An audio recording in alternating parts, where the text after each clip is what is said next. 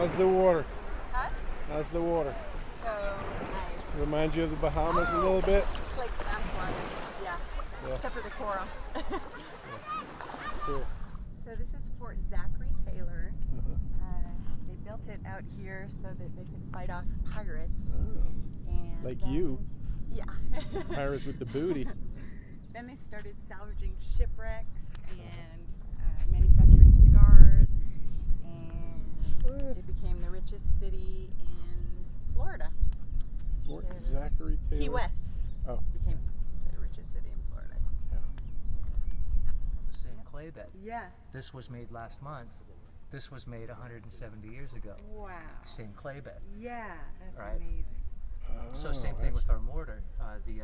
The cement that we used here is from Rosendale, New York, and it's a special kind, American natural cement. Now, back in the Victorian era, that was the most common cement around, and everybody was using it all the time. Yeah. But as technology changed, and Ogden cement got invented, and Portland cement got invented, the natural cement got forgotten about.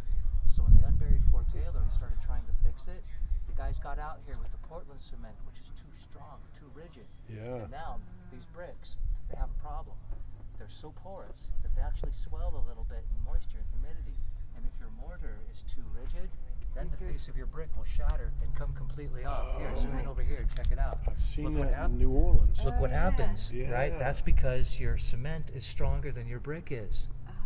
Okay, guys, this is a how-to on how to not restore How to 150-year-old, How to not 200-year-old do it, building. you bet. Yeah. And what were you telling us about the roof system? I noticed it was all replaced. Oh, yeah, well, when they took off the top floors, the Army Corps of Engineers guys, they went ahead and put a really thick concrete slab up there thinking they'd make it bomb-proof. And that was too heavy for the building, and it started causing it to bear down a little bit. So once the jurisdiction got changed over to the state park, we took that concrete rooftop off of there thinking that we'd help preserve the building. God, I bet that was a job. And then put a very lightweight wooden roof up there. The downside is the guy who put the roof up there did a double peak roof with a spine down the middle. Right now, every time that roof heats up, the two peaks Every push day. off of that spine, pushing out on my walls. Push it out this way and Pushing then the whole thing down. Oh man. And it's cracking everything. You bet. So it's cracking the walls, causing the whole thing to buckle. And how much of a repair job is that going to be? Well, initially it was about $1 million for the roof, but now, given the fact that we have to remove that roof and then replace all of our walls, it's probably going to be about a $6 million repair. Yeah, you gotta just Give redo everything. Farm Girl, give him a couple of bucks. No, don't do that. Toward the 20 million. Yeah. Jeez. Thank you for the tour. Yeah, no That's problem, awesome. man. My That name is really Deadeye neat. Rick. I'm one of the park historians. It's nice to meet you. I'm know, Jennifer. Yeah. Jennifer, well nice met. to meet you, Deadeye. Jay. So what I'm doing today is I'm not working on my museum or my restoration project. I've got a bunch of artifacts that need some attention. I've got some iron shutters that go on the cannon windows. I've got some cannonballs and things like that I'm going to be displaying for some children on Monday at the schools. Neat. It's awesome. I'm going to bring bombs into the school. I'm not gonna get You're in the trouble. only guy that can Yeah, do that. That's right. But for now, I've got to knock the rust off of them and make them presentable, and hence the apron and all Yeah. that. Yeah, that's cool. Awesome. Anyway, if you have any questions, you can just stick your head in the window there and ask away. And if you want to, enjoy a little show and tell, I'll explain to you what all my artifacts are. Oh, cool. good. We'll come see Yeah, then. in the meantime, enjoy my fortress. The Yeah, place- Yeah. thank you. Thanks, Rick. That's awesome. Show us. Yeah, I'm heading up there right now. Oh. I just had to grab a couple of tools out of my shop. Do you mind if we film you for YouTube? Oh, that's fine. Oh, great.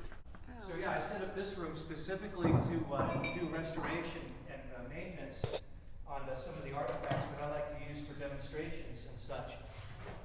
In my security cage here, I've got a wide range of some of the smaller pieces that are lightweight enough that people are likely to walk away with them. Everything out here is too heavy for a team to pick up. Yeah. Yeah. But these guys are what I'm working on today because I'll be using them for that education thing in the schools starting on Monday. That There's bullet? a handful of us that are going out there to explain to the kids a little bit about the Victorian age.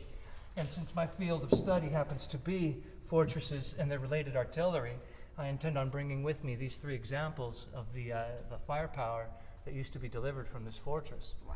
The earliest cannons that were mounted here were the model 1844 Columbiad, invented by George Bomford at West Point Foundry.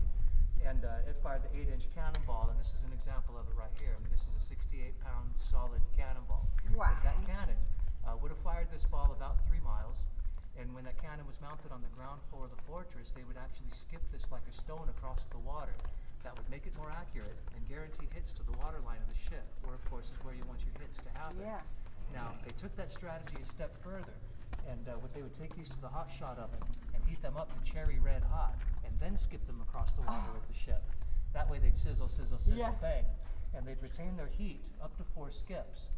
Each skip would slow down the momentum just enough that instead of punching a hole through the hull of the ship, this cannonball would embed and catch it on fire. Right? wow. So that's our ground floor firing resolution. Right? So Now, That was high tech. Yeah. in the late 1800s, they came up with rifling for cannons. Now, the reason why they didn't do this earlier was because the regular cast iron is too soft, and as it heats up, the rifling grooves would wear out too quickly, and after only like 5 or 6 shots, you'd have a smooth bore gun. Yeah. Right? When they started realizing that if you put the cooling jacket down the barrel of the gun, you'd have harder iron on the inside, and your rifling grooves would stay. That's when they started making large caliber cannons with rifling grooves, and that's when the cannonballs changed from being round to being bullet shaped. Right, so this is for approximately the same sized gun, but as you can see, they could deliver way more ordnance, Yeah. Sure. up to 3 times as much in the way of payload. Wow. Now, the way that the bullet-shaped projectile worked is it was smaller than the bore of the actual gun. That way, you could seat it in there and load it, no problem. But when your propellant charge goes off, that would have to seal up around it. Yeah. So around the base of the bullet, you would have a softer iron. This part is called the sabot. And when your propellant charge goes off behind it, this mushrooms out and fills all the gaps in the rifling groove. And that way it keeps all the pressure behind it, sends the bullet flying, and the sabot will seat into the rifling grooves and spiral so that this would fly straight and true like a Yeah. football through the air. Right, so these would have been hollow and filled with an explosive charge. Since the rifled cannons were way more accurate, these are what they put up on the rooftop. And the rifled cannons had a range of about 4 miles. So as a ship is approaching Key West from the channel, that ship is confined to a 200-yard wide channel in which they cannot maneuver. Yeah. So they're bowed towards us and can't return fire. Oh, and they'd be man. approaching us like that for at least 2 hours while we're skipping hot shot at their hull and strafing their decks with explosive charge. Right? Now, if they get past our south-facing front, that was firing resolution from one front. And then they get around over here to the narrow side on our western front and change the firepower altogether. Because now in the narrow part of our channel, you don't want to sink a ship, you trap your own fleet. What they want to do instead is prevent that ship from firing on us. So they start firing grape shot or canister shot into the gun windows of that ship. Do those break apart? Absolutely. This would load into the cannon just like it is, and when the propellant charge would go off, this would fragment out and come flying out Yeah. in pieces. So you'd wind up with 9 cannonballs flying at you at once, plus the banding would break up into bullet-sized fragments that would all come spraying at you. The post and bolts down the middle would be like a deadly spear that would penetrate clean through the ship inside and out the other. And then, of course, the 2 discs, like deadly frisbees that don't fly straight, whipping through the air. Yeah. Right? Now, we're talking about a 12-gun battery, 3 levels tall, so the tune of 36 cannons, all trying to pump this in the windows of your ship. They're not making it All right. past there. How terrifying is this? Right, so if that ship was trying to fire the same thing back at us, we had iron shutters that automatically opened and closed. They were 2 inches thick, and they were designed that when you fire the cannon, they'd fly open and then bounce off the outside of the fortress and close back shut again, right? So our guys were protected. Yeah. The ship, on the other hand, not so much. Their gun windows are like 3.5 feet wide, Yeah. 3 feet tall, and there's 50 of them on each side of the ship. And the gun crew's got to open up that window, run the gun into battery, aim it, wait for the ship to quit rocking, fire Yeah. it, reach out there, close the thing shut. Meanwhile, we got 36 cannons all Yeah. aiming right at that window, boom, boom, boom, boom, boom, boom, right? So the math on this, That didn't last too long. 124 gun battery, firing to the tune of 10 shots to the half hour per cannon using grape shot.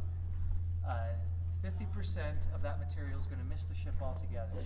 The other 50% are going to strike that ship to the tune of 3 particulates per square foot, which means that 10.5 square foot opening is going to receive 36 particulates to the half hour per gun. Wow. Right? 3 tiers worth, everything going all at once, that's 1,600 parts getting in that ship to the half hour. In other words, They're not don't made. try it. Yeah, exactly. Now, a lot of people ask me if our fortress ever saw combat. It's like, nah, we never fired a shot in anger. No one was stupid enough to attack us. And well, this is why. Yeah. Bravo. Made them smart real fast. If they ever fired That's just for awesome. practice. Ah, see? Now let him pick it up. Wait, Jalen, take a pic. That kind of cannonball is called canister, and there would have been 42 of them in like a soup can. The same purpose as this, grape shot, only a lot more of the little cannonballs. Yeah. Wow. Oh So man. now we're at the cannon battery. This is so cool. You have as many cannons as you'll probably need. Hey, wait, don't even For try a it. little target practice. Deadeye Rick gave the real Oh lowdown. man, With, so interesting. And he doesn't like it at all. You can tell. yeah, you can tell he's just not He's interested. just totally not into it.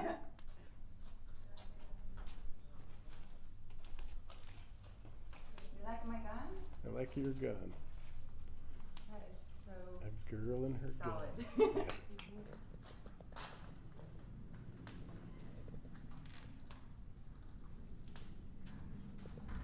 All right.